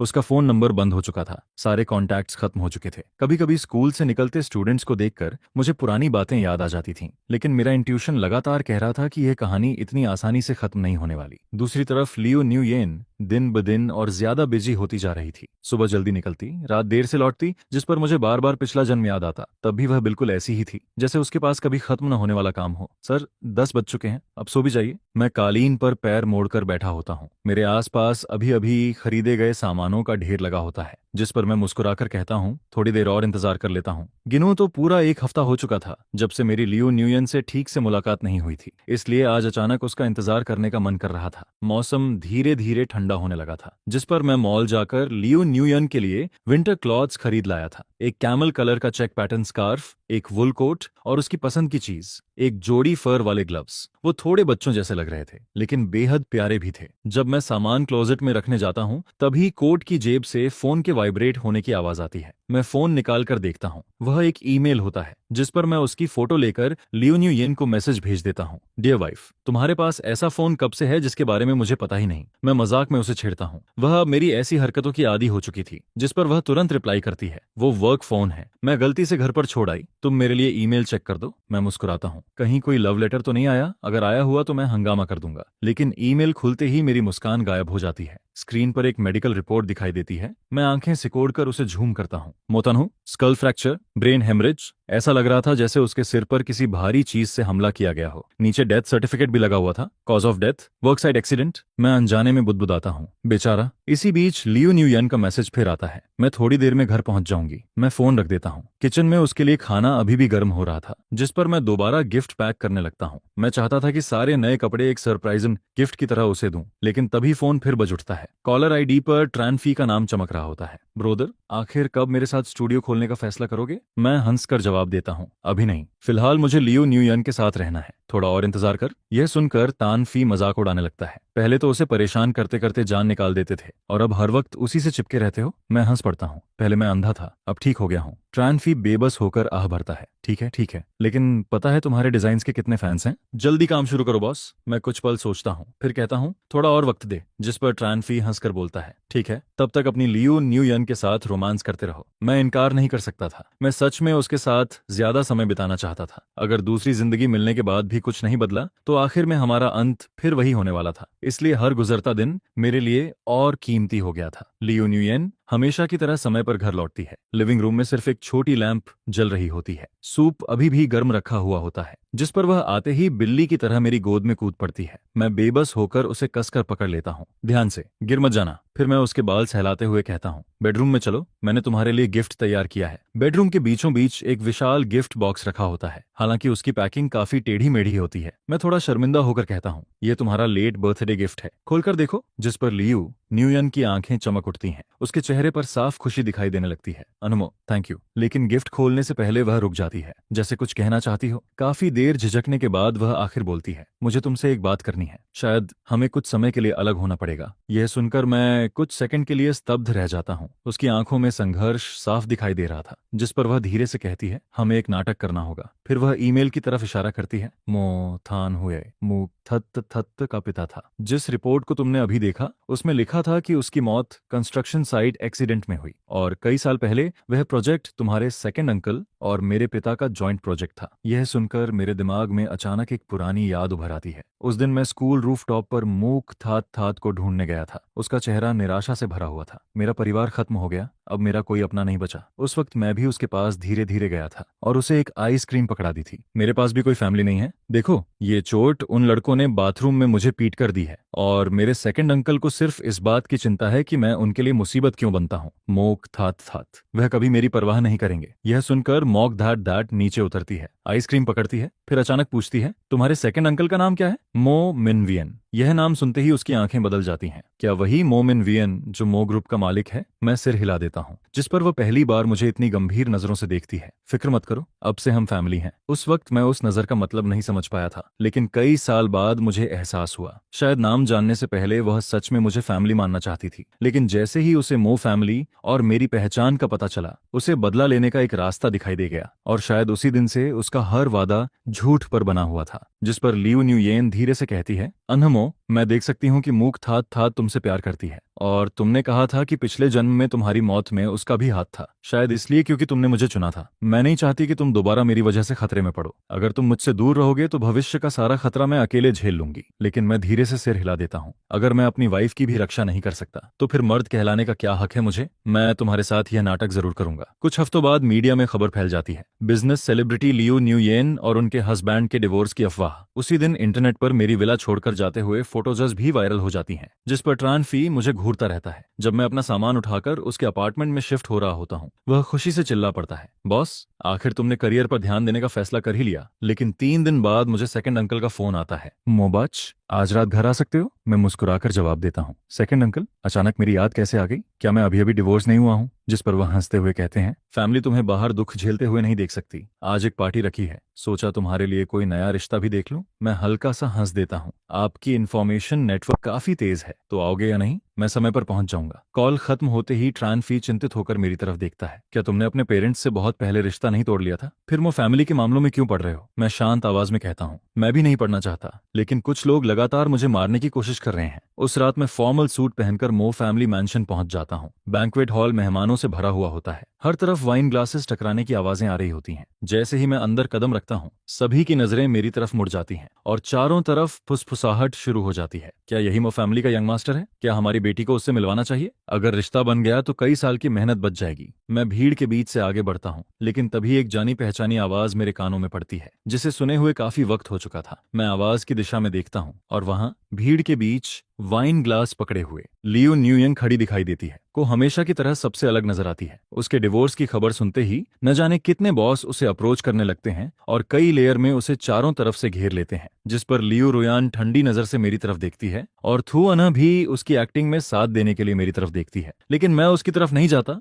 बल्कि दरवाजा खोलकर बालकनी की तरफ निकल जाता हूँ ताकि थोड़ी फ्रेश एयर ले सकूं। लेकिन बालकनी पर पहले से ही कोई मौजूद होता है, और वो कोई अनजान नहीं बल्कि मेरी पुरानी जान पहचान की मूक थात थात होती है। वह रेलिंग के सहारे खड़ी होती है। उसका जल्ला हुआ चेहरा अंधेरे में आधा छिपा रहता है और सिर्फ उसका खूबसूरत आधा चेहरा ही दिखाई देता है। अनमो, बहुत समय हो गया मिले हुए। जिस पर मैं एक पल के लिए रुक जाता हूँ। हाँ, बहुत समय हो गया। वह हल्का सा मुस्कुराती है। आप मुझसे इतने दूर दूर क्यों हो गए? यह सुनकर मैं अपने अंदर की बेचैनी को दबाने की कोशिश करता हूँ और एक गहरी सांस लेता हूँ। तुम ऐसा क्यों सोचती हो? मैं तो अभी तुमसे पूछने ही वाला था, आखिर तुम कहाँ चली गई थी? मेरा नंबर ब्लॉक कर दिया था ना? तुम तो काफी शरारती हो गई हो। जिस पर मैं पहले की तरह मजाक में उसके कंधे पर हाथ रख देता हूँ। तभी बालकनी के बाहर की रोशनी किसी किसी के कारण ढक जाती है, जिस पर मैं नजर घुमाकर देखता हूँ तो लियू रुयान खिड़की के पास लापरवाही से खड़ी होकर हमारी तरफ देख रही होती है। एमॉक्स दैट जवाब देती है, मैं सर्जरी करवाने गई थी। इसके साथ ही वह थोड़ा आगे झुकती है। धुंधली रोशनी उसके चेहरे पर पड़ती है और उसका जला हुआ हिस्सा अब काफी हद तक ठीक हो चुका होता है। ध्यान से देखिए, क्या मैं पहले जैसी लगती हूँ? जिस पर मैं उसे काफी देर तक देखता रहता हूँ और फिर कहता हूँ, हाँ, बहुत हद तक पहले जैसी। लेकिन यह कहते हुए मैं एक कदम पीछे हट जाता हूँ और हमारे बीच दूरी बना लेता हूँ। मैं तुम्हारे लिए सच में खुश हूँ। तभी अचानक दरवाजा खुलता है। चाचा अपने साथ कई मेहमानों को लेकर अंदर आते हैं। आइए, मैं आप सबको मिलवाता हूँ। यह मेरा भतीजा मोबाच है और इसके बगल में हमारी कंपनी की नई एक्ट्रेस मोकथात थात है। दोनों बचपन से एक दूसरे को जानते हैं। सच कहूं तो आज की पार्टी का मकसद इन दोनों की जिंदगी का सबसे बड़ा मामला भी तय करना है। यह सुनकर आसपास के मेहमान बधाइयां देने लगते हैं और मुझे तथा मोकथात थात को पूरी तरह घेर लेते हैं, जिस पर मैं भौहें सिकोड़ता हूँ। चाचा, मैं अभी। लेकिन मेरी बात पूरी होने से पहले ही मोकथात थात अचानक मेरा हाथ पकड़ लेती है और मुस्कुराकर कहती है, चाचास, आप चिंता मत कीजिए, आगे से मैं मोबाज का अच्छे से ख्याल रखूंगी। जिस पर मैं हल्का सा हाथ छुड़ाने की कोशिश करता हूँ, लेकिन उसकी पकड़ बहुत मजबूत होती है। ऐसा लगता है जैसे कुछ झोंक शरीर से चिपक गई हो। हालांकि आधे मिनट बाद वह खुद ही मेरा हाथ छोड़ देती है और मेहमानों से सोशल ग्रीटिंग करने लगती है। मेरा मूड बेहद उलझा हुआ होता है। उसके खाली होते ही मैं पूछता हूँ, तुम आखिर कब से मेरे चाचा के साथ मिल गई? जिस पर मूक थात थात धीरे धीरे अपने बालों को ठीक करती है। सिर्फ मौज फैमिली की मंजूरी मिलने के बाद ही मैं तुमसे शादी कर सकती हूँ। वैसे मेरी आंट के और भी प्लान्स थे, लेकिन तुम्हारे डिवोर्स ने मेरा बहुत काम आसान कर दिया। मैं उसके चेहरे को देखता हूँ, लेकिन अब वह मुझे डरावनी हद तक अजनबी लगती है। जिस पर मॉक दैट मुस्कुराती है। क्या हुआ, मुझे पहचान नहीं पा रहे? क्या आपको लग रहा है कि मैं उस एमोस दैट जैसी नहीं हूँ जो आपके दिल में थी? पहले मुझे हमेशा लगता था कि मूक थात थात की मुस्कान सूरज की तरह चमकती है, वह मेरी ही दुनिया की इंसान थी। लेकिन अब लगता है कि मैं पूरी तरह गलत था। इसके बाद वह एक एक कदम आगे बढ़ती है और मुझे लगातार पीछे हटने पर मजबूर करती है। आखिरकार मेरी पीठ कांच के दरवाजे से टकरा जाती है। अनमो, मैं हमेशा से ऐसी ही थी। धुंधली रोशनी में उसकी मुस्कान बेहद डरावनी दिखाई देती है। वैसे मेरी आंट तुम्हें छोड़ने वाली नहीं थी, लेकिन मैं तुमसे प्यार करती हूँ और तुम भी नहीं चाहोगे कि पिछली जिंदगी की तरह। वह रुकती है और मुस्कुराती है। लियू रुयान के साथ मरना पड़े, है ना? यह सुनकर मैं दांत भींच लेता हूँ। तो सच में वही थी? जिस पर मेरा हाथ पीछे दरवाजे के हैंडल पर जाता है और मैं धीरे से उसे दबा देता हूँ। दरवाजा खुल जाता है। अंदर से वायलिन की मधुर धुन सुनाई देती है और तेज रोशनी एकदम से अंदर फैल जाती है। मोक थात थात, इस बार मैं तुम्हें सफल नहीं होने दूंगा। भीड़ में वापस घुलने मिलने के बाद मुझे एहसास होता है कि मेरी पीठ ठंडे पसीने से भीग चुकी है। इसके बाद मैं धीरे धीरे सीढ़ियां चढ़ता हूँ और यादों के सहारे दूसरी मंजिल के कॉरिडोर तक पहुंचता हूँ। कॉरिडोर के आखिर में वही कमरा होता है जहां मैं पहले रहा करता था। मैं अंदर जाकर थोड़ा आराम करना चाहता हूँ, लेकिन जैसे ही मैं दरवाजा खोलता हूँ, एक नरम शरीर मुझे धक्का देकर बेड पर गिरा देता है। परिचित खुशबू मेरी सांसों में भर जाती है। लियू रुयान की मीठी और मैच्योर खुशबू मेरे आसपास फैल जाती है, जिसमें हल्की शराब की महक भी मिली होती है। वह धीमी आवाज में पूछती है, उसने तुम्हें कहाँ छुआ था? जिसके साथ ही एक गर्म किस मेरे कंधे पर गिरती है। कुछ देर की पैशनेट नजदीकियों के बाद मैं धीरे से पूछता हूँ, एम गे ना, पूरी तरह जलन में डूब गई हो क्या? जिस पर लियू रुयान की भारी आवाज सुनाई देती है, मैं किसी को भी तुम्हें छूने नहीं दूंगी, किसी को भी नहीं। मैं उसके बालों को सहलाता हूँ और कहता हूँ, मॉक दैट अब मेरे चाचा के साथ मिल चुकी है। वह मेरी हालत तक जानती है। तुम्हारे प्लान के बारे में भी उसे अंदाजा है। क्या तुम्हें अब भी पूरा भरोसा है? जिस पर लियू रुयान कुछ पल चुप रहती है।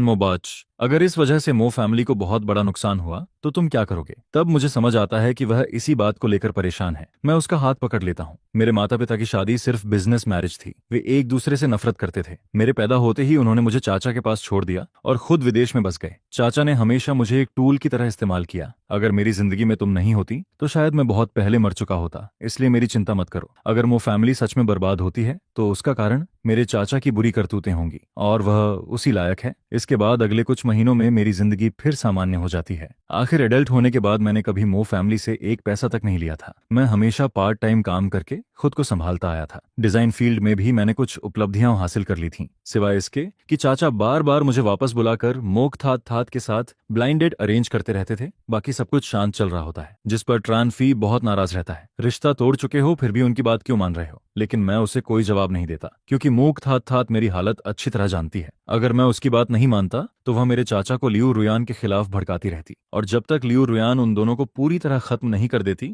मुझे उन्हें व्यस्त रखना ही पड़ता है। ट्रानफी को टीवी देखना बहुत पसंद होता है। आजकल लियू रुयान अक्सर फाइनेंशियल चैनल पर दिखाई देती है और जब भी वह उसे देखता है गुस्से से भड़क उठता है। मोबाज, तुम्हारी दूसरी वाइफ को जरूर मेरे सामने लाना। वह रिमोट पकड़कर कांपते हुए लियू रुयान की तरफ इशारा करता है। ऐसी औरत को देखकर ही पता चल जाता है कि यह कोई अच्छी इंसान। मोबाज, तुम्हारी दूसरी वाइफ को जरूर मेरे सामने लाना। वह रिमोट पकड़कर कांपते हुए लियू रुयान की तरफ इशारा करता है। ऐसी औरत को देखकर ही पता चल जाता है कि यह कोई अच्छी इंसान नहीं है। अगर मैंने तुम्हें फिर ऐसी औरत से शादी करने दी तो मैं सिर के बल खड़ा होकर गोबर खाऊंगा। जिस पर मैं अपने डिजाइन ड्राफ्ट से सिर उठाकर बेबस हंसी के साथ कहता हूँ, दोस्त, इतनी पक्की कसम मत खाओ। अपने लिए पीछे हटने का रास्ता भी छोड़ दिया करो। आखिर अब तो मैं भी लियू रुयान से मिलने जाता हूँ तो चोरी छिपे ही जाता हूँ। हाल ही में शंदोंग में भारी बर्फबारी हुई होती है। मैं मोटा स्वेटर पहनकर कॉरिडोर से बाहर निकलता हूँ। लियू रुयान की कार नीचे खड़ी होती है। मौसम बेहद ठंडा होता है, लेकिन वह फिर भी कार के बाहर खड़ी होकर मेरा इंतजार कर रही होती है। उसके शरीर पर वही वूल कोट होता है जो मैंने उसे खरीदा था और गले में वही स्कार्फ होता है जो मैंने गिफ्ट किया था। जिस पर मैं उसकी तरफ हाथ हिलाता हूँ और ये देखते ही वह खुशी से छोटे छोटे कदमों से दौड़ती हुई आती है और सीधे मेरी बाहों में कूद पड़ती है। मैं जल्दी से उसे मनाते हुए कहता हूँ, बाहर बहुत ठंड है, चलो कार के अंदर चलते हैं। जिस पर कार की लाइट अचानक बंद हो जाती है। चारों तरफ अंधेरा छा जाता है। बस थोड़ी दूर खड़ा स्ट्रीट लाइट बर्फ से ढकी सफेद जमीन पर हल्की रोशनी बिखेर रहा होता है। मैं अपना मोटा जैकेट कसकर लपेटता हूँ और काफी देर तक जेब टटोलने के बाद एक लॉलीपॉप निकालता हूँ। ये तुम्हारे लिए। जिस पर लियू रुयान मुस्कुराते हुए मेरा गिफ्ट ले लेती है। मेरे पास तो पहले से बहुत है, तुम्हें पसंद नहीं है क्या? मैं उसे वापस लेने के लिए हाथ बढ़ाता हूँ, लेकिन वह फौरन हाथ पीछे खींच लेती है। थैंक यू, मुझे बहुत पसंद है। सच कहूँ तो मेरे और उसके बीच कोई खास कॉमन टॉपिक नहीं होता, लेकिन फिर भी न जाने क्यों हमारे पास हमेशा बातें खत्म ही नहीं होती। जिस पर मैं मुस्कुराकर उसके कंधे से टिक जाता हूँ। मेरा दोस्त कह रहा था, अगर डिवोर्स के बाद भी मैंने तुम्हारे जैसी किसी से शादी की तो वो है और मेरा हाथ पकड़ लेती है, तो फिर किसी और को चुन लो। जिस पर मैं उसकी तरफ देखकर कहता हूँ, क्या बेकार की बातें कर रही हो? वह नजरें झुका लेती है और चुपचाप मेरा हाथ पकड़ लेती है। उसकी उंगलियां लंबी और बेहद खूबसूरत होती हैं, लेकिन हमेशा की तरह ठंडी भी होती हैं। पता नहीं हाल में क्या हो रहा था। मुझे लगातार बुरे सपने आते रहते थे। हर बार मैं यही सपना देखता था कि लियू रुयान मुझे अकेले अच्छी तरह जीने के लिए कह रही है। तभी लियू रुयान अचानक बोलती है, अनमो, मेरा मतलब है अगर एक दिन मैं अचानक तुमसे दूर चली जाऊं तो। लेकिन उसके पूरा बोलने से पहले ही मैं उसकी बात काट देता हूँ, तुम कहीं नहीं जाओगी। जिस पर मैं उसके बालों पर किस करता हूँ और धीरे से कहता हूँ,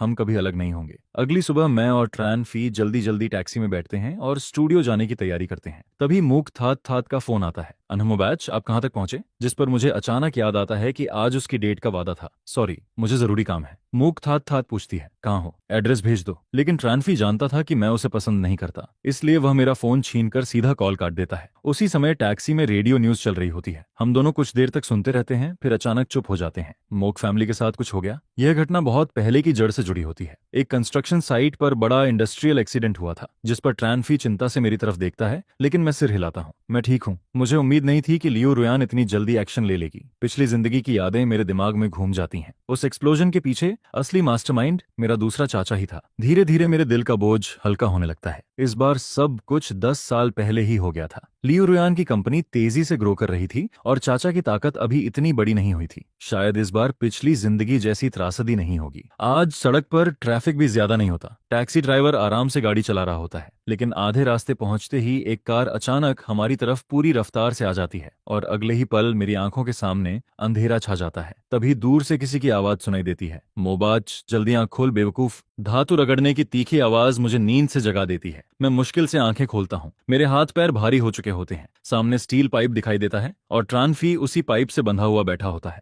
हवा के साथ मशीन ऑयल और मिट्टी की गंध फैल रही होती है। मैं हैरानी से जमीन से उठकर बैठ जाता हूँ, जिस पर ट्रानफी राहत की सांस लेता है। भगवान का शुक्र है तू जाग गया, जल्दी मुझे खोल। मैं उसके पास जाकर बैठता हूँ और मोटी रस्सी को देखता हूँ। उसी पल पुरानी यादें वापस लौट आती हैं। मैं तुरंत चारों तरफ देखता हूँ और मेरे पूरे शरीर में ठंडा पसीना दौड़ जाता है। यही तो वो छोड़ी हुई फैक्ट्री है जहाँ पिछली जिंदगी में मेरी मौत हुई थी। रस्सी पर डेड नॉट लगी होती है। उसे खोलना नामुमकिन था। जिस पर ट्रानफी गुस्से में गालियां देता हुआ रस्सी घिसने लगता है। मुझे किडनैप करने की हिम्मत की है। लगता है इन लोगों को जीने का शौक नहीं रहा। लेकिन काफी देर घिसने के बाद भी रस्सी नहीं टूटती। आखिर थककर वह पत्थर से टिक जाता है। इन्होंने मुझे बांधा है, तुझे नहीं। मतलब इनका टारगेट मैं हूँ। जब तक कोई नहीं है तू भागकर पुलिस बुला। मैं कड़वी मुस्कान के साथ कहता हूँ, सॉरी, इस बार मेरी वजह से तू फंस गया। क्या मतलब? लेकिन उसके बोलने से पहले ही पीछे से मूक थात थात की आवाज आती है। तुम्हारा ये दोस्त वाकई काफी दिलचस्प है। ट्रानफी उधर देखने की कोशिश करता है, लेकिन मैं तुरंत उसकी आंखें ढक देता हूँ और मूक थात थात को घूरता हूँ। उसे कुछ नहीं पता, लेकिन ट्रानफी अब खुद को रोक नहीं पाता। सुनो,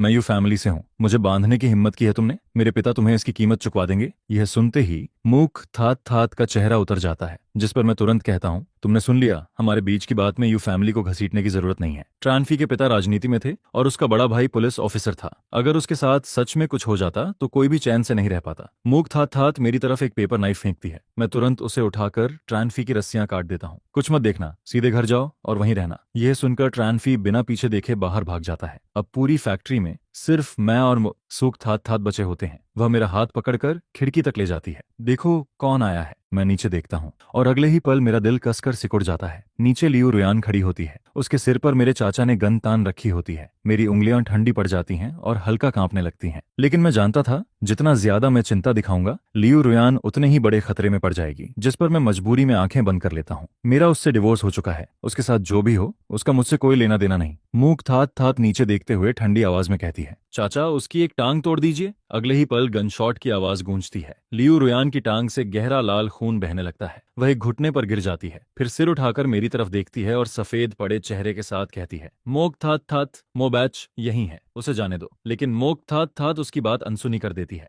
वह मेरी तरफ मुड़ती है।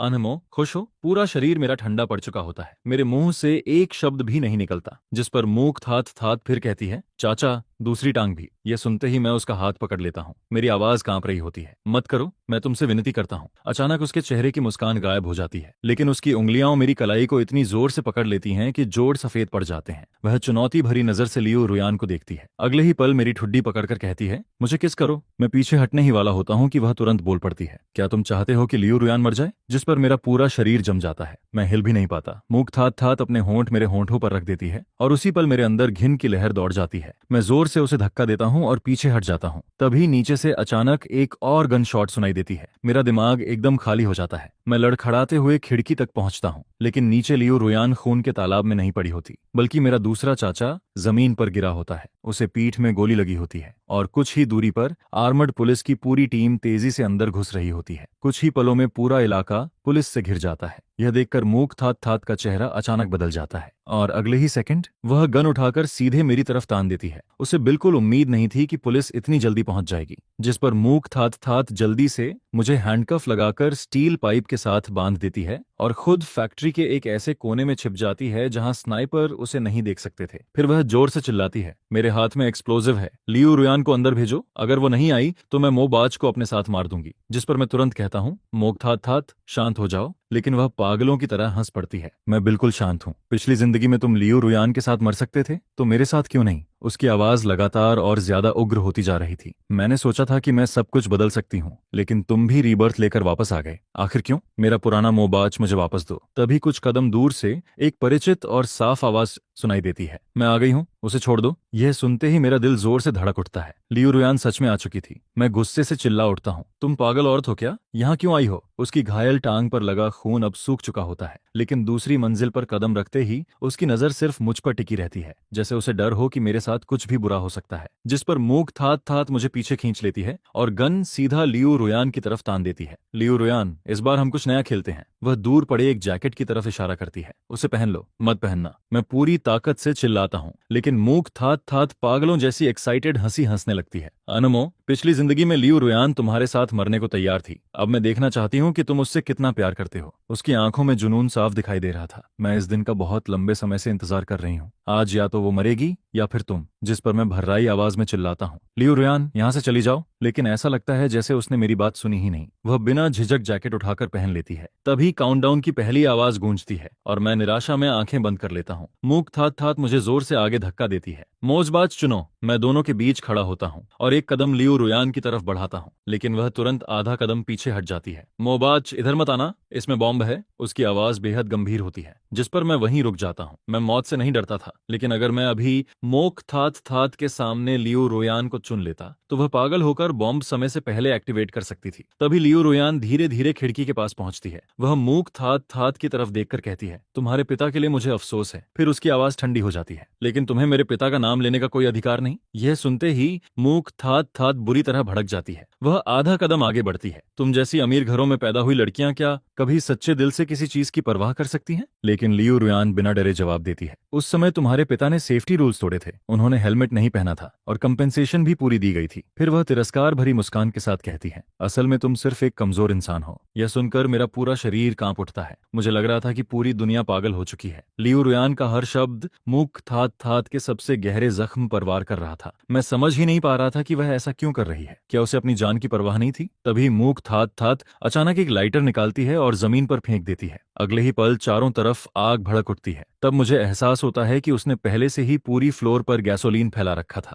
आग की लपटें तेजी से फैलने लगती हैं, जिस पर मूक थात थात लाल आंखों के साथ मेरी तरफ बढ़ती है। आग की रोशनी में उसका अधजला चेहरा पहले से भी ज्यादा डरावना लग रहा था। मुबाज, तुमने मुझे क्यों नहीं चुना? उसकी आवाज कांप रही थी। अगर तुम पहले ही कह देते कि तुम्हें मेरे जैसे बर्नड फेस वाली लड़की पसंद नहीं, तो मैं अपने साथ इतना क्रूर व्यवहार कभी नहीं करती। यह सुनकर मैं जैसे बर्फ के पानी से नहा गया, क्योंकि आखिरकार मुझे सच्चाई समझ आ चुकी थी। वह सच में पागल हो चुकी थी। मूक थात थात कड़वी हंसी हंसती है। अगर मैंने ऐसा नहीं किया होता तो मैं तुम्हारे अपराध बोध का फायदा उठाकर लियू रोयान की जानकारी कैसे निकालती? सालों तक उसने अपने असली चेहरे को छिपा कर रखा था, लेकिन अब उसकी जेंटल मास्क पूरी तरह टूट चुकी थी और उसके पीछे सिर्फ जुनून और पागलपन बचा था। अनमो, अगर तुमने मुझे चुना होता तो आज ये सब नहीं होता। वह रिमोट कंट्रोल निकालती है। अब जो हुआ है उसका जिम्मेदार सिर्फ तुम हो। उसकी आंखों में पागलपन भर चुका था। मेरे साथ नरक में चलो। अगले ही सेकंड गनशॉट की आवाज गूंजती है। साथ ही खिड़की का कांच भी जोरदार धमाके के साथ टूट जाता है और फिर मुझे कुछ भी सुनाई देना बंद हो जाता है। मेरे कानों में सिर्फ तीखी सीटी जैसी आवाज गूंज रही थी, जैसे कोई सुई लगातार मेरे दिमाग में चुभ रहा हो। धुंधली चेतना के बीच मुझे कुछ आवाजें सुनाई देती हैं। सस्पेक्ट को मार गिराया गया, बॉडी दूसरी मंजिल पर मिली है, डिटोनेटर सुरक्षित है, होस्टेज सुरक्षित है, कोई अतिरिक्त एक्सप्लोसिव मटेरियल नहीं मिला, आग तेजी से फैल रही है, सभी होस्टेजेस को तुरंत इवैक्यूएट करो। तभी मेरी चेतना धीरे धीरे लौटती है। मैं सिर घुमाकर देखता हूँ और मूक थात थात की लाश जमीन पर पड़ी दिखाई देती है। ठंडी हवा स्मोक की गंध को दूर उड़ा रही होती है। उसी समय ट्रान फी की गालियां मेरे कानों में पड़ती हैं, लेकिन इस बार वे गालियां भी मुझे हेवन म्यूजिक जैसी लग रही थीं। ये 21st सेंचुरी का कानून वाला समाज है और ये पागल एक्सप्लोजिव लेकर घूम रही थी। वह अभी भी गुस्से में बड़बड़ा रहा होता है। अच्छा हुआ मैं बेवकूफ नहीं बना, समय पर बाहर निकलकर पुलिस बुला दी, जिस पर मैं लंबी सांस छोड़ता हूँ। अगर ट्रान फी समय पर पुलिस को खबर न देता तो शायद आज मैं और लियू रुयान दोनों जिंदा नहीं होते। और इसी तरह आखिरकार इस लंबे दुखद सपने का अंत हो जाता है।